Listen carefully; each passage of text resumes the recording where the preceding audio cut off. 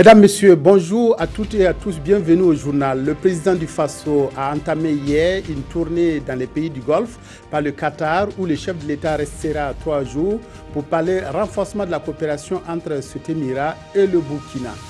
Les ennuis s'accumulent pour Donald Trump. Le président américain doit faire face chaque jour à une affaire après le limogeage du directeur du FBI et le partage d'informations classées top secret avec les Russes. On l'accuse de vouloir classer sans suite une affaire sur son ancien conseiller. Doha, première étape de la tournée du président du Faso dans les États du Golfe. Roch Marc Christian Kaboré a entamé hier une visite de 112 heures au Qatar, au cours de laquelle il rencontrera les autorités de cet émirat riche en gaz naturel et en pétrole. Une rencontre avec l'émir Cheikh Tamim Ibn Hamad Al Thani sera le point culminant de ce voyage présidentiel sur lequel reviendront nos envoyés spéciaux Yacouba Gamene et Pascal Kane. 2 ans après, où en est la mise en œuvre du tarif extérieur commun, le fameux TEC? Les experts des 15 pays membres de la CEDEAO planchent autour des impacts de cet accord sur l'intégration sous-régionale et la transformation structurelle des économies. Il s'agit de dégager un large consensus autour de l'application du TEC et des accords de partenariat avec l'Union européenne. Jean-Eudes Bayala, Sanoa Christine Koulibaly. C'est une rencontre internationale pour évaluer le champ de l'intégration sous-régionale. Il s'agit concrètement pour ces experts venus des 15 pays de l'espace CEDEAO de mesurer l'impact de la mise en œuvre du tarif extérieur commun et des accords de partenariat économique de l'Union européenne sur la transformation structurelle des économies. En ce qui concerne les accords de partenariat économique que la sous-région va signer avec l'Union européenne, nous avons déjà sur 15 pays, 13 qui ont déjà signé ces accords. Pour que ces accords entrent en vigueur, il nous faut non seulement que les 15 pays puissent signer, mais aussi qu'il y ait 2 tiers des pays qui ont ratifié ces accords-là. Convaincre les plus sceptiques, mais aussi engager des réformes pour consolider les acquis. L'exercice est nécessaire pour dégager un large consensus pour la mise en œuvre effective des 2 accords. C'est une réunion qui va permettre de faire le point, de voir quels sont les problèmes que nous rencontrons dans la mise en œuvre effective donc, de ce tarif extérieur commun-là. Quelles sont les mesures d'accompagnement et de consolidation qu'on peut offrir à notre État pour que nous puissions tirer au maximum donc, les avantages qui peuvent donc, ressortir donc, de cette mesure-là. Des 2 jours de travaux de Ouagadougou devraient sortir des recommandations pertinentes, réalistes et capables d'impulser une transformation structurelle aux économies des États membres de l'espace CEDEAO. Au lendemain de la 20e journée nationale du paysan à Kaya, une bonne nouvelle pour le monde rural. Le ministère de l'Agriculture pense à un mécanisme de promotion des PME-PMI du secteur rural. C'est un dispositif permanent d'offres structurées de services en faveur du secteur agricole. Le rapport de l'étude sur la création de ce mécanisme est soumis à un atelier de validation. Amado Ilboudo, Yolande Lompo. Malgré les efforts déployés par les structures telles la Maison de l'entreprise, les chambres régionales d'agriculture et la Chambre de commerce et d'industrie, l'on note un difficile accès au financement des petites et moyennes entreprises ainsi que des petites et moyennes industries. Aujourd'hui, il est question de valider le rapport de l'étude pour la mise en place d'un mécanisme de promotion des PME-PMI pour relever le niveau technique et les capacités d'adaptation de ces entreprises agricoles et combler les insuffisances constatées dans l'offre de services non financiers. Il se trouve que la majorité de ces PME-PMI-là sont dans les centres urbains, alors qu'en milieu rural, nous avons également des PME-PMI qui sont en train d'émerger, qui ont besoin d'accompagnement, mais malheureusement les structures d'appui sont assez éloignées. Et donc l'objet de l'étude, c'est de pouvoir donc, proposer donc, un mécanisme qui va venir compléter et renforcer donc, le dispositif qui est actuellement appuyé par la maison de l'entreprise du Burkina Faso. Les travaux de cette étude de faisabilité ont démarré depuis le 29 juin 2016 et sont financés par la Banque mondiale.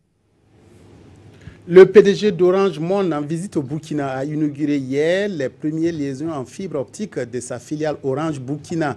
Ces fibres desservent Ouagadougou et les villes reliant la capitale burkinabé à la frontière du Ghana. Stéphane Richard a ensuite lancé les travaux de construction de la fibre optique qui reliera Ouagadougou à la frontière ivoirienne. Un réseau de plus de 900 km qui permettra d'avoir le haut débit pour l'opérateur. Reportage Roger Kam, Oumou Cissé.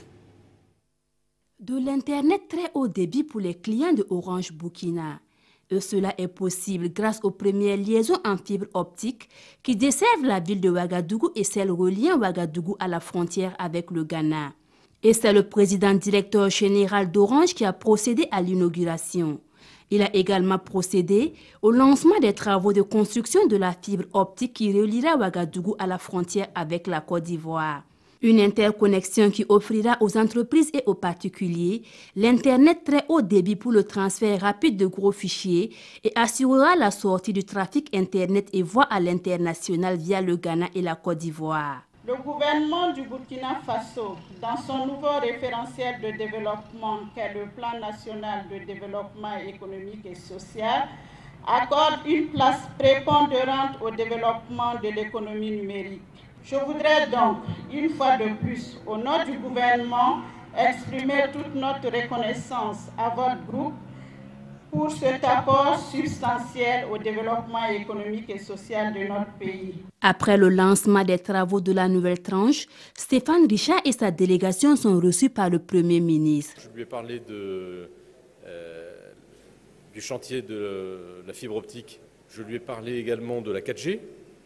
Pour laquelle, donc c'est la nouvelle génération de téléphonie mobile pour laquelle nous sommes là aussi prêts à investir dès que ce sera possible.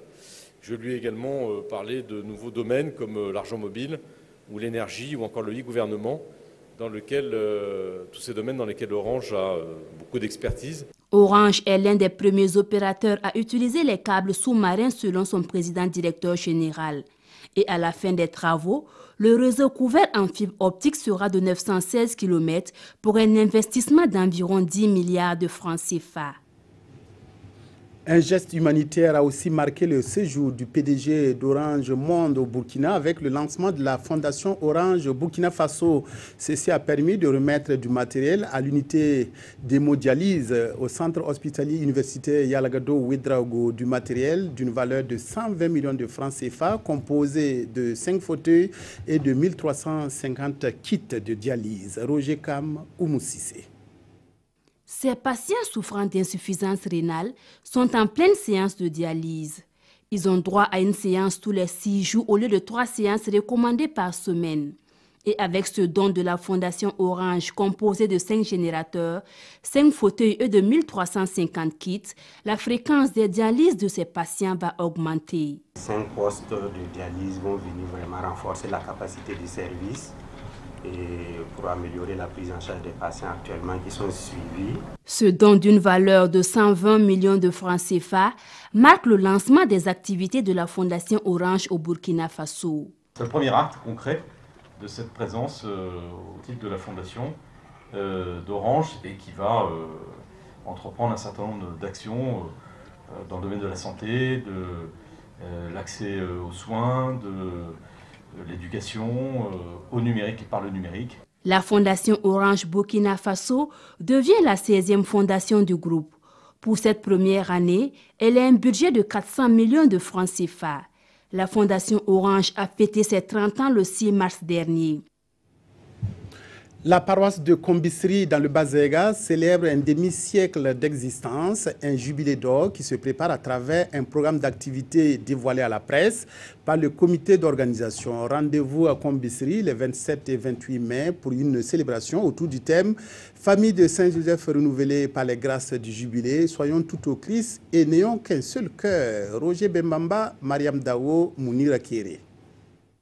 La célébration du cinquantenaire de la paroisse Saint-Joseph artisan de Kombisri est prévue du 27 au 28 mai prochain. Une célébration qui sera marquée par 2 événements majeurs selon le comité d'organisation ici face à la presse. Le premier événement, c'est le samedi prochain, 15h. Nous aurons une cérémonie de prière avec les autres confessions religieuses, c'est-à-dire à la place du 2 juin à Comisri. Nous avons estimé que le Burkina, qui est un pays béni de Dieu, a beaucoup de chance, où vous avez plusieurs communautés religieuses cohabitent en parfaite harmonie. Deuxième point important de mon intervention, c'est le jour du jubilé qui sera marqué par la célébration de la messe à 9h, qui sera présidée par son éminence, le cardinal Philippe Ouedraogo. À travers ce jubilé, la paroisse invite les fidèles à plus d'engagement, d'où le thème « Famille de Saint-Joseph renouvelée par les grâces du jubilé, soyons tout au Christ et n'ayons qu'un seul cœur ». Des activités culturelles sont également au menu. Le samedi, après la messe, on aura un Sandara qui sera organisé sur place et on aura aussi un concert des artistes, plus une kermesse. En attendant, les ouvriers s'activent pour les travaux de réfection et espèrent être au rendez-vous. Le monde du sport burkinabé est reconnaissant à l'ambassadeur du Japon en fin de mission au Burkina. Mosato Futeshi a contribué pendant son séjour à la réalisation notamment de la Maison du Japon des arts martiaux, infrastructure située à l'ouest du stade du 4 août. Gérard Sommet, Lassina Savadogo. Il est l'acteur majeur de la construction de la Maison du Japon des arts martiaux au Burkina Faso. Mosato Futeshi était à l'honneur ce mercredi après-midi. Le Comité national olympique des sports burkinabé et le ministère des Sports lui doivent une fière chandelle. Je suis très reconnaissant pour ce qu'il a fait pour les sportifs, pour le Burkina Faso. Ça, franchement, depuis que je suis dans le sport, depuis plus de 30 ans, je n'ai jamais vu un investissement aussi colossal que une représentation diplomatique a pu faire pour nous. Et vous devez reconnaître avec optimisme que si cette collaboration-là continue, je pense que notre pays-là est sur le bon chemin pour rattraper des médailles pour le Burkina. Une salle de sport, un bâtiment administratif pour les fédérations, c'est un grand pas pour le sport burkinabé. Et Mosato de mettre le cap déjà sur Tokyo 2020 pour les prochains Jeux olympiques. Je suis vraiment ému par l'hospitalité tout d'abord, et puis par son engagement pour développer les arts martiaux 2020. Il y aura Jeux olympiques et paralympiques de Tokyo au Japon. Alors j'attends les sportifs burkinabés au Japon et puis j'espère bien qu'ils vont gagner beaucoup de médailles d'or. Une pluie de présents pour l'ambassadeur à qui le sport burkinabé dit Barka. Après le limogeage du directeur du FBI, James Comey, qui continue de faire des vagues, le président américain est accusé par le New York Times d'avoir demandé le classement d'une enquête du Bureau fédéral d'investigation sur son ancien conseiller à la sécurité, Michael Flynn. Ce dernier avait démissionné en février pour avoir omis de révéler des contacts qu'il a eus avec l'ambassadeur russe aux États-Unis. Scandale pour Donald Trump. Cette fois, le président américain est accusé par le New York Times d'avoir demandé le classement d'une enquête du FBI sur son ancien conseiller Michael Flynn. Le quotidien publie une note de l'ex-directeur du Bureau fédéral d'investigation James Comey, limogé la semaine dernière. Une nouvelle affaire qui agace au sein même de la majorité, a commencé par le président du comité de surveillance de la Chambre des représentants qui exige de voir ce fameux mémo au plus vite.